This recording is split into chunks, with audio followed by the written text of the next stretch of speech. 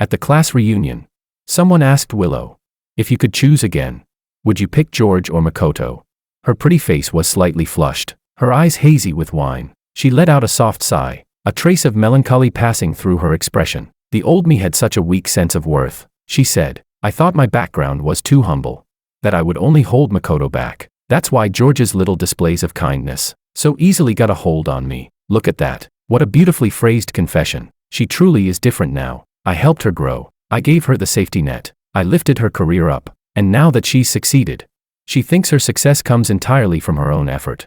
And what I gave her was nothing more than small favors. She believes she deserves something better. As for me, she doesn't understand. She said, I already married you. What more do you want? Chapter 1. Today is my birthday. I actually never planned to spend it with her, but she prepared a whole dinner and asked me what birthday wish I had. I pressed my fingertips against my eyebrows impatiently, blew out the candles perfunctorily, but still put my hands together devoutly and said, in a serious tone, I hope we can get divorced as soon as possible. One sentence froze Willow on the spot. The smile on her face, which wasn't bright to begin with, slowly faded. As expected, Willow threw another tantrum at me. She frowned and said, why are you still angry? I already came back. What else do you want from me? If you talk about divorce again, I'll take it seriously. I just felt exhausted. All these years, I've gotten used to it. When she gets mad, I have to coax her like crazy. But when I'm the one who gets angry, if I don't step down fast enough, I still end up being the one who has to soothe her. I looked at Willow. Her face was full of grievance. And yes, she did take a long flight back from Northern Europe just to see me. She spent the whole afternoon baking a cake for me and even cooked a full table of dishes by herself. She worked hard until now just to celebrate my birthday, and I didn't even bother to pick up a pair of chopsticks. Yes, that does make me look ungrateful. If this were in the past, and my wife did all this for my birthday, I would have been moved to death. If only she hadn't just spent a week traveling around Northern Europe with Makoto. I kept my eyes on hers and said expressionlessly, divorce, divorce. I said divorce. Is that clear enough? If not, I can keep saying it. I'm begging you to take it seriously. Willow's expression turned completely cold. Her jaw tightened. Her lips turned pale from pressing them too hard. She stood up, and the chair scraped loudly backward. She said, George, do you think this is funny? I could have just not told you about this in the first place. She took several deep breaths, trying to calm herself down. Then she said, are you done or not? I rushed back just to celebrate your birthday with you. Forget it. Think whatever you want. I'm going to shower. You should cool off on your own. With that, she went upstairs without looking back. I glanced at the cake on the table and the still steaming dishes, genuinely confused. Why does she think that just because she came to celebrate my birthday and cooked a meal, I should be grateful like it's some huge favor? But when it's her birthday, no matter how much effort I put in or how many gifts I give her, if one thing isn't to her liking, she can flip her attitude instantly. Today, the guys had prepared great food, fine wine, and young beautiful models for me. I could have had a perfect birthday with them, but Willow's sudden appearance ruined it all. She was gentle and delicate, clinging to my arm as she said, hubby, I've come to take you home. Then she pulled me away. I didn't expose her act. In fact, I even kept a smile on my face and politely said goodbye to the guys. Not because I'm especially tolerant, but because I've been acting like a decent man for so long that I instinctively want to behave decently. Chapter 2. Willow was taking a shower upstairs. I leaned back on the sofa, smoking. The phone rang when I lit my second cigarette. It was Makoto calling. The ringtone lasted for half a minute. I just watched quietly and didn't answer. I pressed the cigarette out in the ashtray and poured myself a glass of alcohol. The phone rang again. Still Makoto. I tapped to answer and put it on speaker. Makoto's impatient voice came through. Where's Willow? Tell your wife to pick up the phone. I didn't respond and emptied my glass in one go. He said, George, say something. I know you're listening. Tell your wife to pick up. I need to talk to her. And then, stop wasting time. If her phone weren't turned off, do you think I'd be calling you? His voice was full of barely contained anger. I replied calmly, she's in the shower. Then I asked, what is it? Makoto fell silent. A few seconds later, he burst out cursing. Just how fucking repressed are you? You're racing against the clock like this. Is the only thing in your brain sex? Absolute loser. His words actually made me laugh. I said, I sleep with my own wife. It's legal. No cop can do anything about it. What exactly is your problem? I added with a laugh. Or are you upset because you want her to stay pure for you? He snapped. Bullshit. Then he said, maybe Willow is a precious goddess in your eyes, but to me, she's nothing. Truly worthy of a fallen aristocrat, deep in debt but still speaking with that kind of confidence. I didn't bother arguing with him. I said, cut the crap. What do you want? If you don't say it, I'm hanging up. The code, Makoto Ito yelled. He said, "What's your home password? The one for the place in North City, the weird string of numbers. Who can remember that?" Chapter 3. The password for the house in North City was set by Willow, 486. It was also the lock screen password for her phone. All these years, it had never changed. I once asked Willow what those 3 numbers meant. Willow avoided my eyes and said, "It doesn't mean anything. I just said it randomly." For a long time, I actually believed her. One day, on a whim, I typed those 3 numbers into my phone using the old T9 input method. The letters that appeared made me freeze. It spelled Ito. I hung up the phone without a word and tossed it aside. Just as I poured myself another glass of alcohol, Willow walked out wrapped in a towel. She was still drying her hair when I handed her a document. She looked at it suspiciously. "What is this?" I said. "Divorce agreement. Sign it." Willow stared at me coldly and tried to walk past me toward the wine cabinet. I lifted my hand and flipped the entire table of dishes over. The clattering noise was especially harsh in the middle of the night. Willow's face flushed red as she shouted sharply, "What do you want from me? Just because I went traveling with Makoto, you want a divorce?"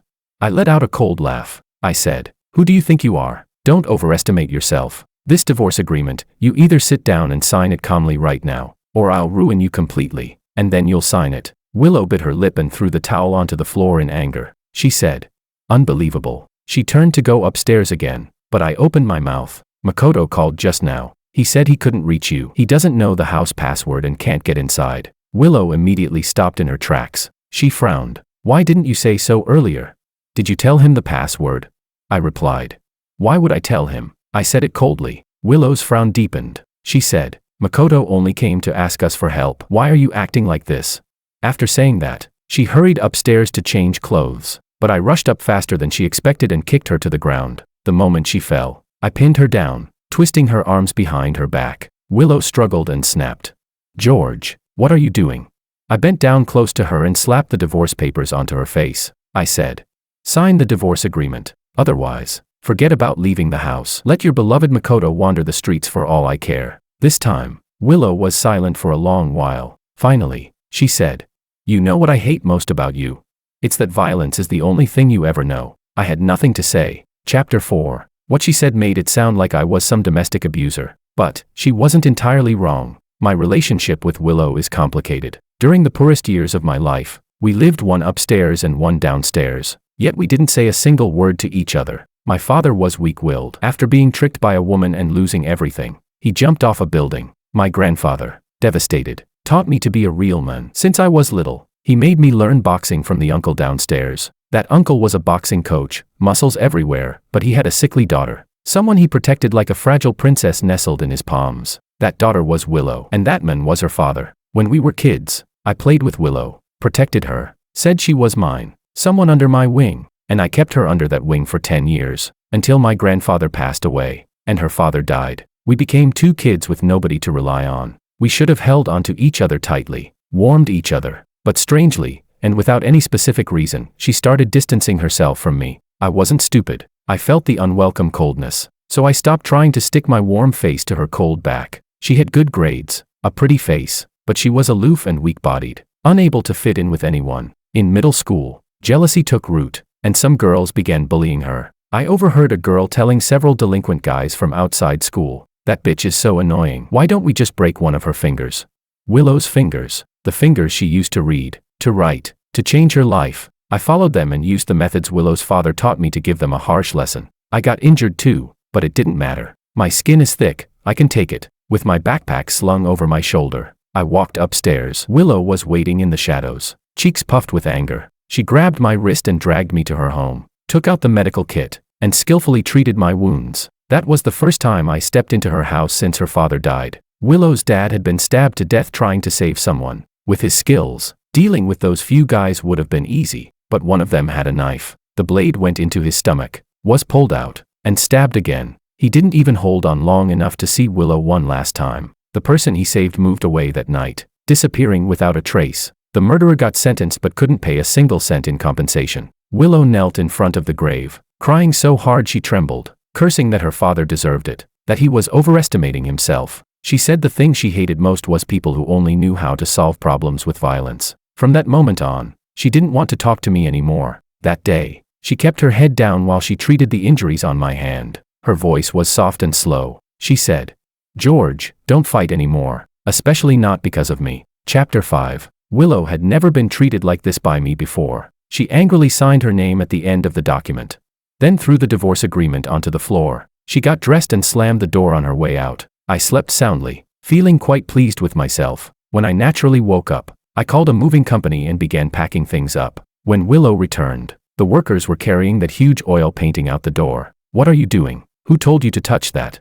Willow got out of the car and jogged over, full of displeasure. The workers looked at each other, unsure. I slowly walked out. I said, "I did. What about it?"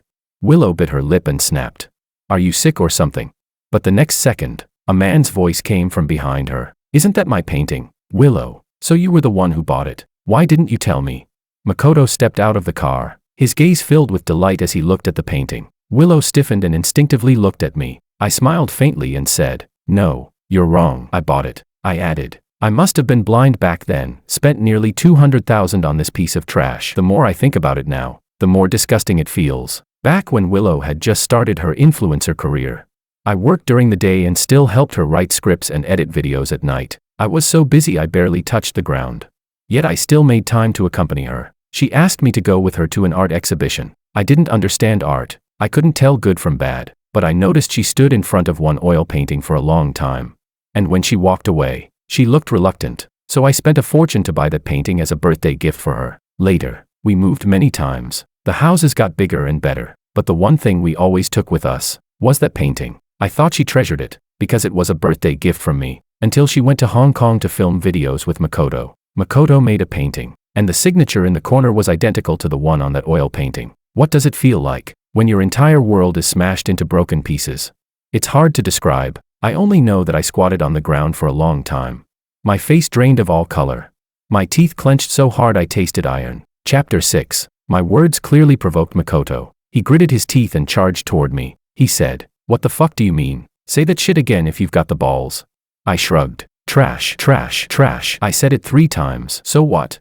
Makoto was burning with rage. Willow tried to hold him back, but he was already losing control, shouting, cursing, trying to start a fight with me. But in the next second, Willow slapped him across the face. Makoto froze in disbelief. He gritted his teeth and said, "What's that supposed to mean? Whose side are you on?"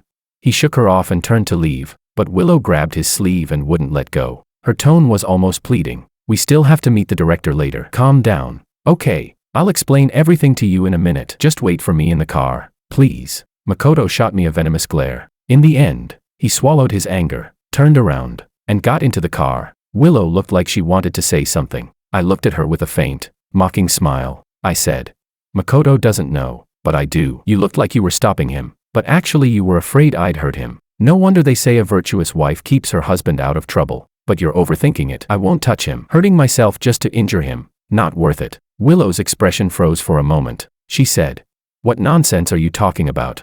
I just felt some obligation because of our past. I wanted to help him a little. You don't have to project those filthy thoughts onto me and him." Hypocritical. That was the only word that came to mind. I let out a cold laugh. I said, "Is it that you don't want to marry him?" "No, it's that you're not worthy." Makoto came from a rich family. Back when Willow and I only had 5 yuan of daily allowance, he wore shoes that cost 30,000. A wealthy heir like him, someone we shouldn't even have had the chance to meet. Yet that year, he transferred to our school and studied there for a year. The rich prince took one look at Willow and liked her immediately. He said, "Hey, can I sit next to you?" Willow frowned. No. He tried again. "Can you teach me how to solve these problems?"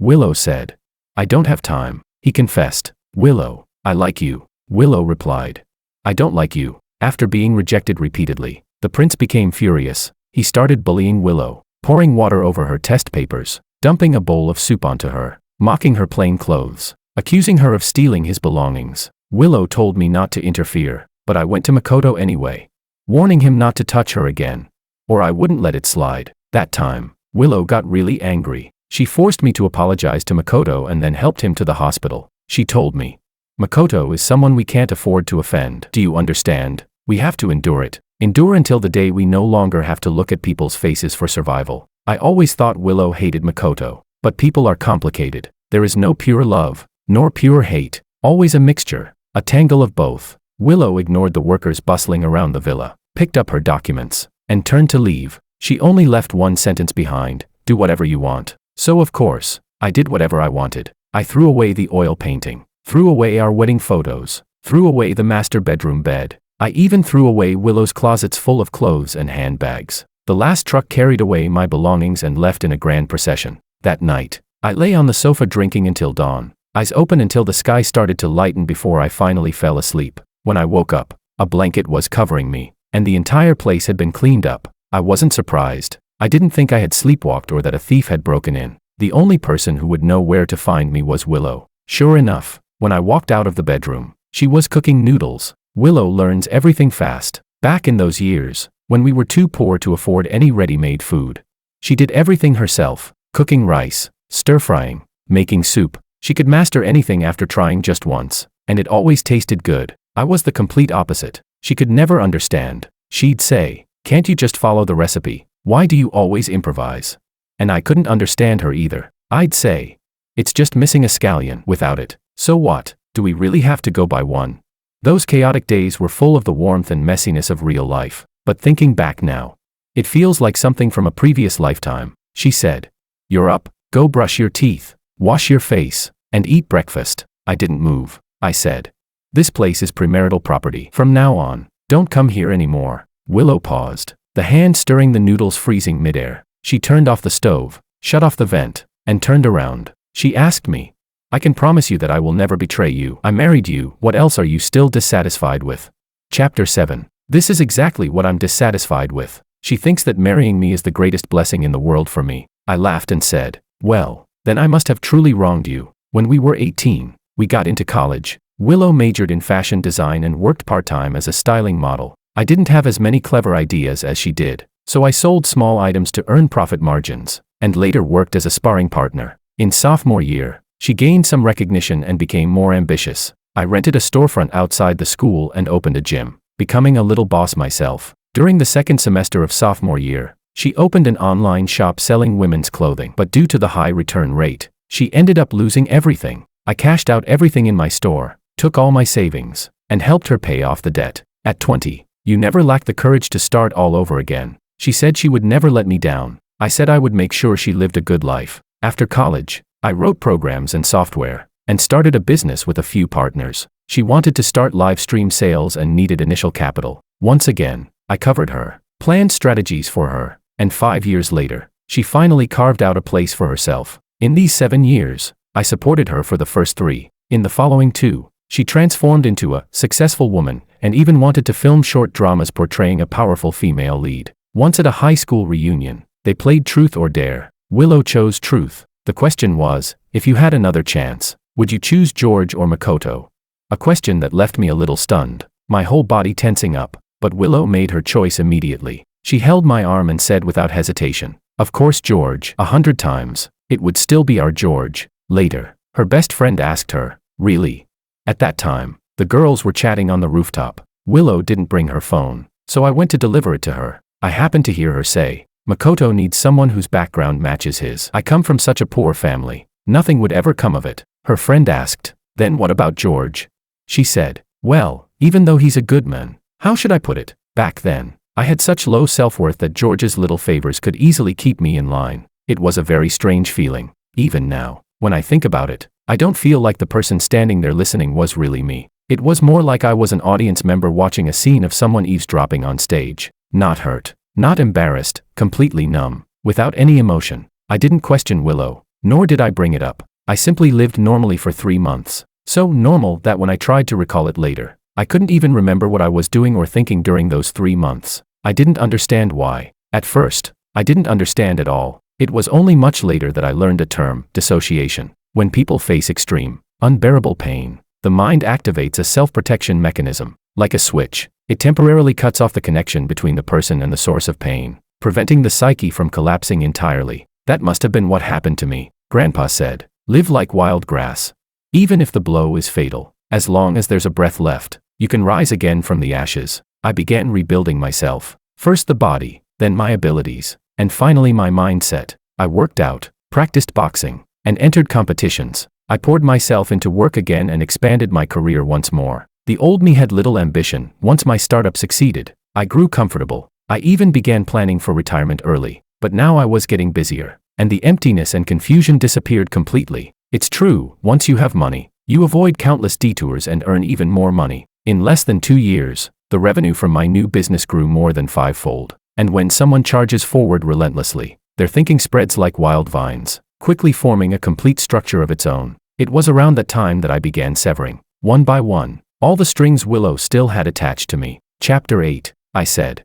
Willow, I just want to live a few peaceful days. We're probably the kind of people who can share hardship but can't share prosperity. Whatever you and Makoto want to do, go ahead, just don't involve me. I'm serious about the divorce. See you at the Civil Affairs Bureau tomorrow. And now, get out of my house. With every word I said, Willow's anger flared higher. She screamed hysterically. I've said it 1,000 times, there's nothing going on between me and Makoto. What do you need before you finally believe me? Emotions are contagious. Originally, I was still fairly calm, but her yelling set me off too. Thinking about her filming those short dramas with Makoto, I said, do you really think the only reason I've tolerated you two for this long is because I have a good temper?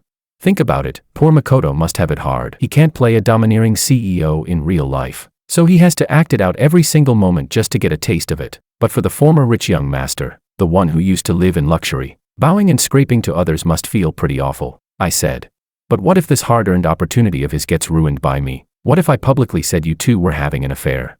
I didn't. Willow wanted to say something, but I cut her off. No need to explain so much to me. If I don't see you at the Civil Affairs Bureau tomorrow, save all your explanations for the public instead. Willow left 2 hours ago. Makoto called me 2 hours after that. Very blunt, he gave me an address and said, let's meet and talk. I stared at the call record that lasted less than 5 seconds, stayed silent for a long time, then blocked and deleted his number. But Makoto has always been arrogant. He went straight to my company, barged into my office, and ordered, tell George to come see me. I was warming up when my coach called. He asked how he should handle it. I told him not to worry about it and then called Willow. She didn't pick up. I curled my lips and called Willow's assistant instead. President Wong, what can I do for you? She asked. I said, tell Willow to tell Makoto to behave himself. If he keeps causing trouble, I'll leak everything to the media. Not long after, Makoto stormed out. Before leaving, he even smashed one of my coffee mugs. I could already guess what he wanted to say to me anyway. Probably the same old insults, calling me a loser, saying he never cared for Willow, saying someone with a dirty heart sees everything as dirty.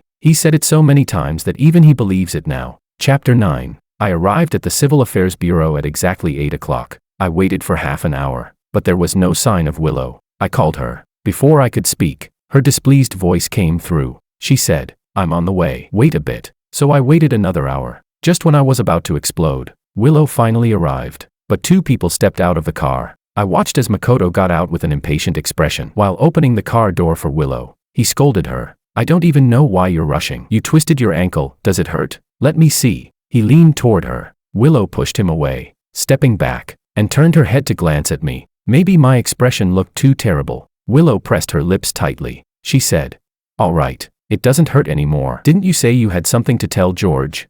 Makoto froze mid-movement. I couldn't see his full expression, but even from just half his face, it was obvious he didn't look happy. Then he turned toward me. He said, George, you really don't have to be so petty. I've said it 100 times, there's nothing going on between me and Willow. If you want a divorce, fine, just leave me out of it. I'm not taking the blame. I just don't get it. He frowned, eyes full of disdain. Is it that in your mind? Men and women can only have romantic involvement and nothing else. Figures. People with dirty hearts see everything as dirty. The more incompetent someone is, the more suspicious they become. Try looking for the problem in yourself for once. I didn't respond to him. I lowered my head and scrolled through my phone. My obvious distraction made Makoto very unhappy. He said, George, I'm talking to you. The next second, Willow's phone chimed with a notification. I lifted my head. I said, you two really think that just because I haven't done anything to you, I'm scared of you? No, I just don't feel like wasting time on either of you. Now, I pointed at Makoto. I said, you, get back in the car. Then I pointed at Willow. I said, you, come inside with me and get the divorce. You, Makoto was furious and looked like he was about to make a move, but Willow grabbed him again. Her face had never looked this bad. She clutched her phone so tightly her fingertips had gone pale. And the reason was simple. I had just sent her a photo and a video. In the photo, Willow was wrapped in a towel, and Makoto was carrying her in his arms. The video was even more interesting. In a hotel room, Willow, back to the camera, took off her dirty jacket. Makoto's tie was loose, and he pulled the curtains shut. She bit her lip. This video, how did you get it? Willow asked, her voice trembling. Did you hire someone to film it? I shook my head calmly. No, I said. But the person who filmed it came to me first. He asked for $4 million. I didn't want to pay, so I gave him your contact info instead. Makoto panicked. We didn't. I ignored him and kept my eyes on Willow. I said, whether you did or didn't doesn't matter. You wouldn't have paid that $4 million if there was nothing. Maybe they really didn't sleep together. Who knows? But it doesn't matter. There's no way to prove innocence with something like this, and a scandal is far more damaging than $4 million. I said, I didn't expose it because you're my wife. A shake in the stock price would cost me money. But Willow, don't push me. After that, I walked toward the elevator. The elevator went from the 3rd floor down to B1. When the doors opened, Willow had already followed. She didn't say another word, silent the whole way. We took a number and waited. The staff asked, are you certain you want a divorce?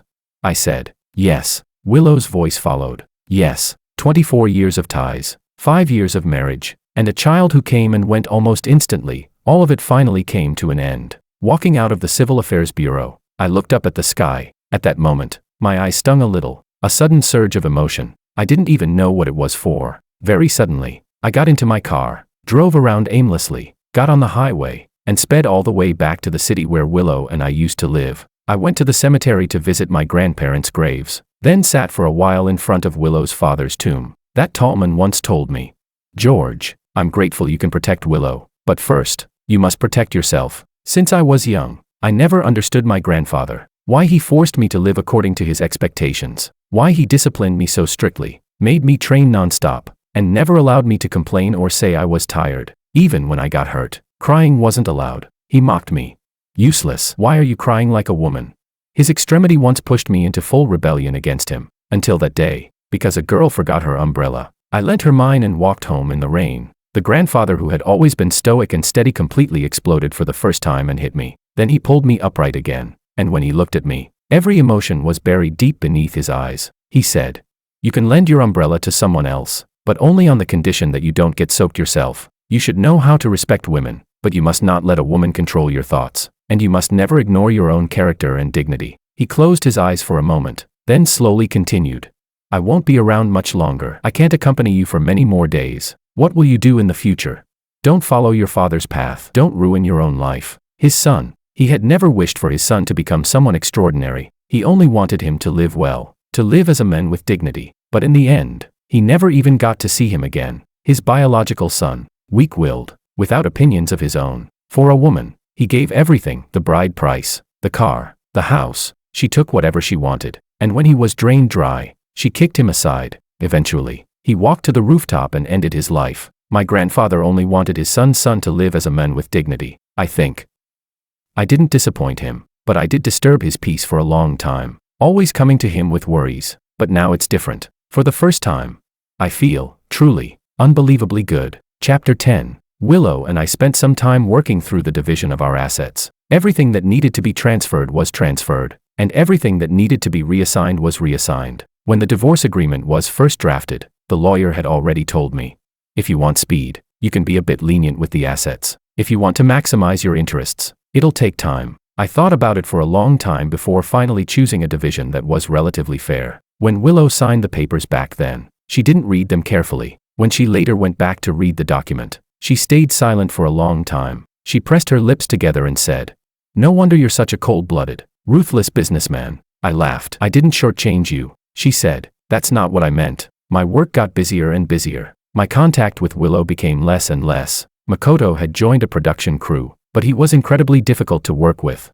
Every day he bossed everyone around. If you didn't know better, you'd think he was the investor. David told me this during a dinner gathering. He was our classmate, and also one of the funders of that drama. David sighed helplessly. This Makoto, didn't he used to bully Willow all the time back in the day? How did those two end up together?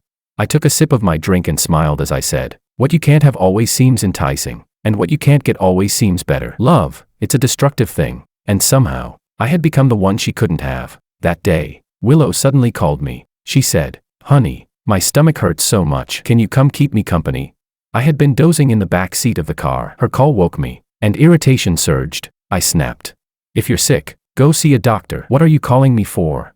The next second, the car braked sharply. The female secretary beside me lurched forward with a small gasp. Willow paused for a few seconds and asked, "Where are you? What are you doing?"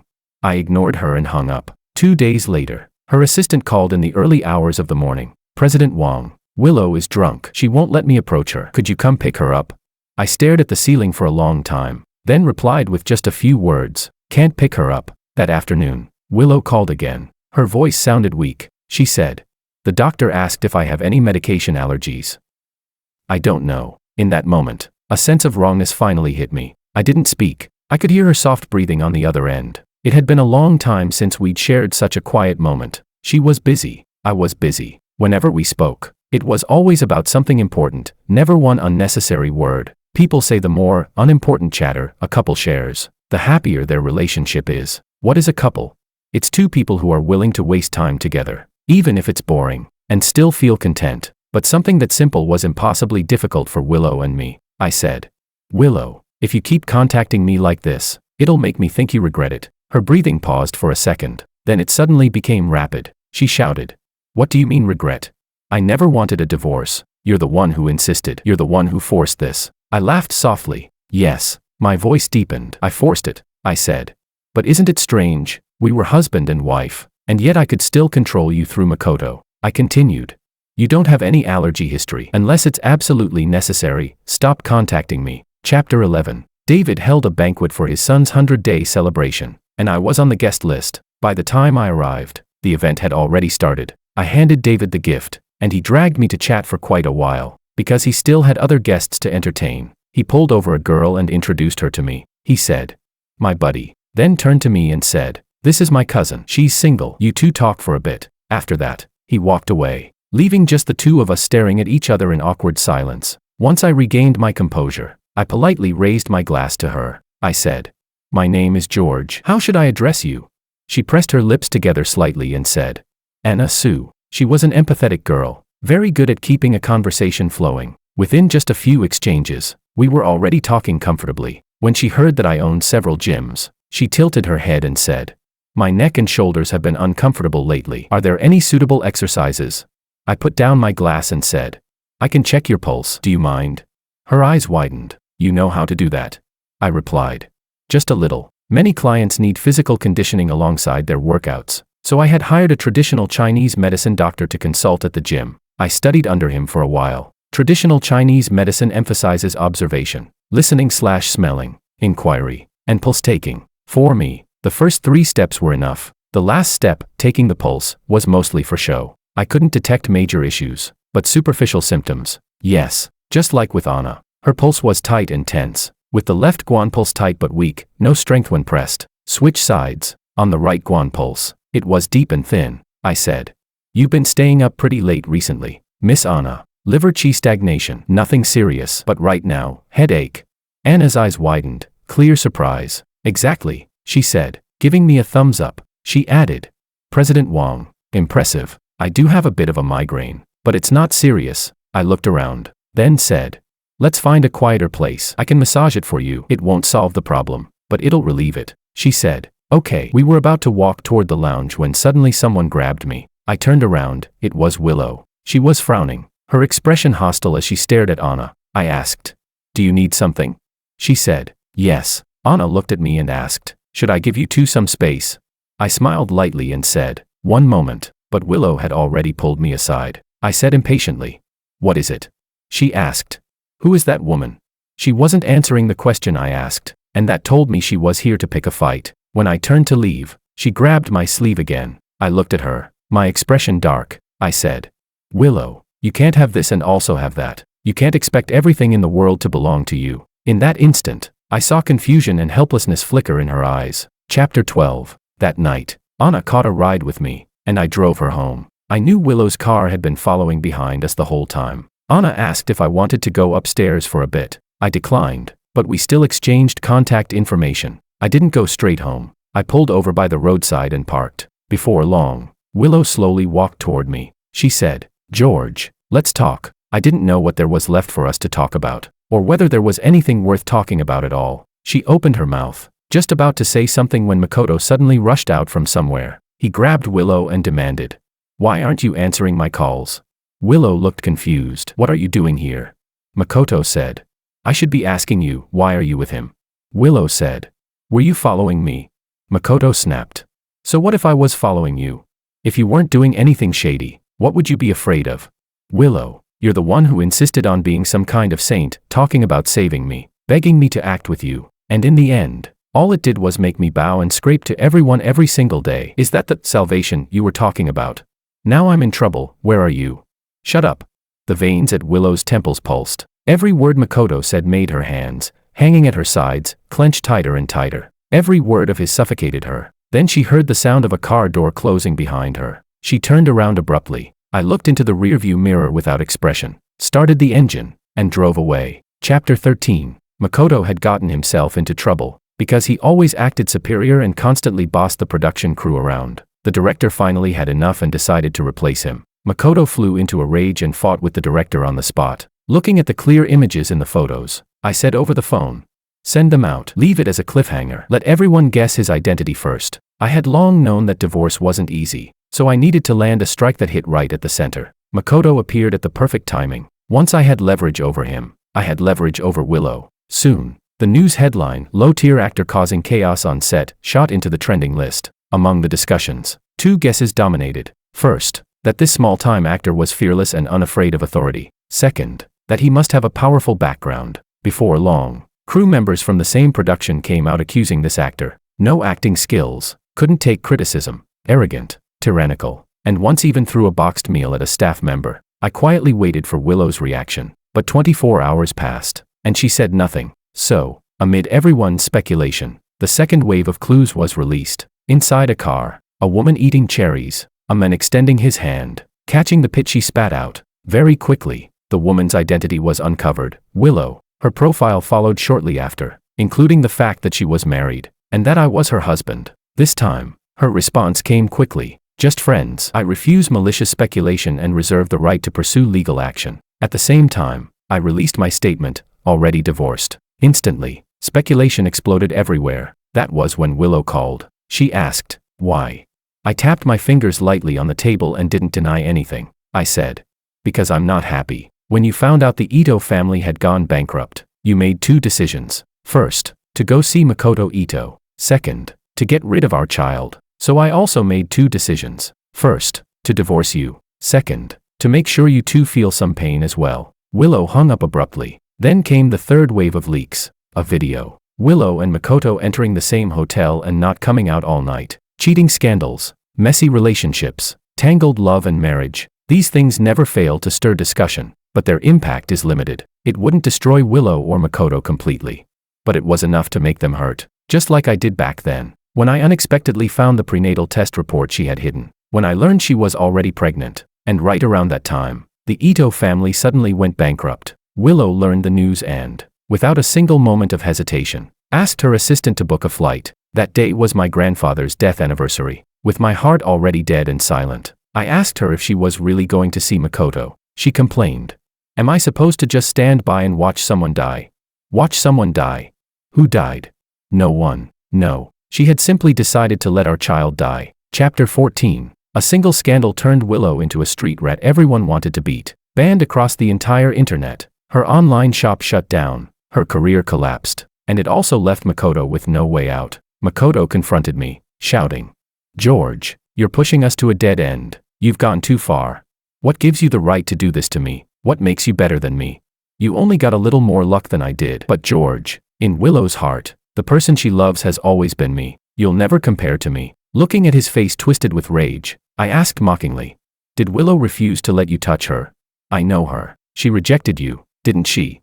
My words hit Makoto right in his sore spot. He swung his fist at me. I didn't dodge. I lifted my foot and kicked him in the knee just as he closed in. Makoto let out a scream and collapsed to the ground, his face pale, his eyes unfocused for a moment. He gritted his teeth and said, You dare hit me?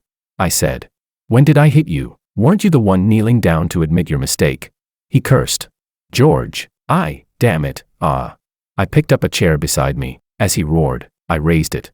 As he screamed, I lowered it until it hovered right beside his ear. His eyes were filled with terror, his whole body trembling. I looked at him without expression. I said, When I hit someone, I don't hold back. Don't provoke me. When Willow arrived, Makoto was on the ground, filthy and kneeling. He tried to lunge toward her when he saw her, but Willow avoided him. With a look of disgust, she waved her hand and told her assistant to take Makoto away. Makoto clearly felt unwilling, but he at least remembered the pain. He didn't say another word. Willow looked at me. She looked worn out, exhausted, her complexion poor. Seeing her like that, if I said I didn't feel even a little pleased, that would be a lie. For a moment, my whole mood loosened, as if something inside had finally clicked into place. Willow understood me. After all, she lowered her eyes and let out a self-mocking smile. She said, "Do you hate me that much?" Sitting in my office chair, twirling a pen, I said, "It's not hatred, not that serious. I simply find you disgusting." I did hate her once, but later, I realized hatred was too strong, too intense to describe what I truly felt. Disgust was more accurate. Clearly, Willow understood the damage of that word. Her hand trembled for a second. Even her voice turned hoarse. She said, "I never wanted to betray you," I said, "but in the end, you were still going to end up with Makoto." She said, "I would never." She sounded confident. I shrugged and said, "None of my business. You can leave," she said in a trembling voice. "Honey," I replied. "Get out." In truth, I wasn't sure whether Willow would ever let Makoto touch her. I was bluffing, but the result of my bluff was exactly what I wanted. Of course, I didn't care whether anything happened between them or not. I simply wanted to watch the chaos, watch them both suffer. Now I think Willow wouldn't let Makoto touch her for quite a while. And Makoto? Would he get anxious? Would he do something stupid? Good show. There's still plenty of it to come. Chapter 15. Of course, watching the show was only part of life. I was quite busy, too. During this time, Anna and I met for 2 meals. David sent me a string of exclamation marks. "Are you trying to become my brother-in-law?" I replied with a string of question marks. I said, "You're overthinking. We're just friends." Of course, no one would believe that. That day, as usual, I drove Anna home. She asked if I wanted to come upstairs. I smiled and shook my head. I said, "No, not today. I've still got a lot to deal with. Need to work overtime tonight." I wasn't stupid. I was a divorced man in my 30s, and she was a much younger girl being this proactive. There had to be a reason. It was an hour and a half later when I got home. Stepping out of the elevator, I saw Willow waiting at my door. She was leaning against the door, squatting on the floor, long legs folded up, looking somewhat pitiful. I looked at her for a while and nudged her with my foot. She swayed slightly and lifted her head, eyes hazy. I said, "You have a fever." Willow collapsed in front of my door. Between ignoring her and kicking her while she was down,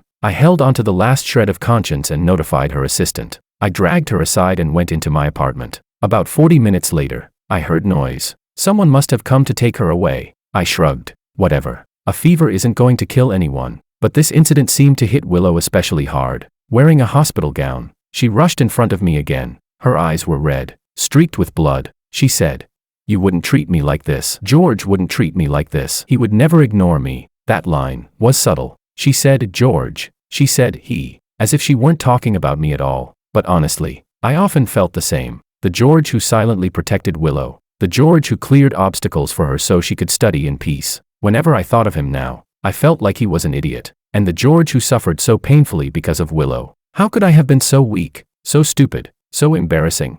But that was me. And yet, I couldn't even empathize with that version of myself anymore. Still, it didn't stop me from lowering my head slightly, feeling a faint sense of loss, as I said, "It's too late, Willow. There's too much between us. We can't go back." Pain.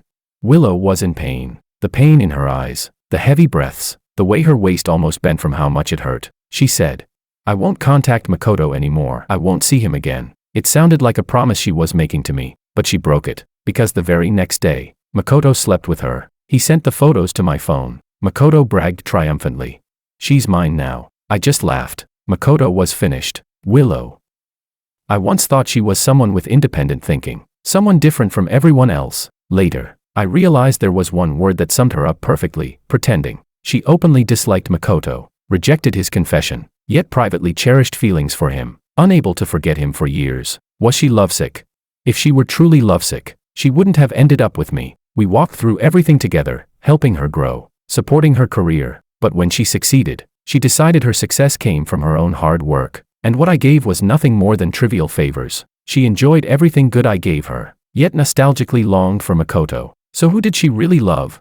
I used to wonder that too. Later, I realized she probably didn't love anyone. She only loved herself, and Makoto, an arrogant, Vengeful rich kid. After falling from grace, even Willow grew tired of him. And just like when he was younger, he would inevitably start retaliating again. Dog biting dog, nothing but a mouthful of fur. I hummed a tune while packing my luggage, preparing for a business trip to the capital. The trip would last half a month, mainly for training and exchanges. But before my schedule even ended, Willow did something huge. She took evidence to the police and reported Makoto for rape. When I heard the news, I was in an excellent mood. As expected, Makoto was going to prison. David was the one who told me. By the time I returned from the capital, Makoto had already been detained. Handling any case takes time, but Willow held on tightly to her accusation. Filled with hatred, the entire process, from filing the case, investigation, indictment, to trial, took nearly a year. During that period, countless people came to me asking for updates. I blocked all of them with neither softness nor force,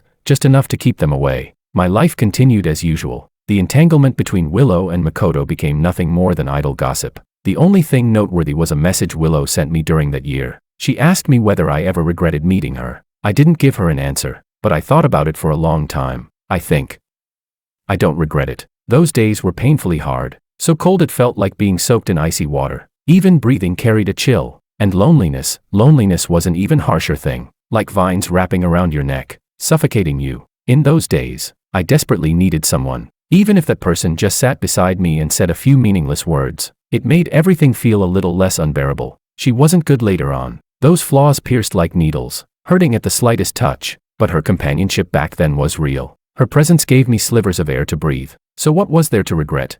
At least during that period of life, she was the one who made the days feel not quite so bitter.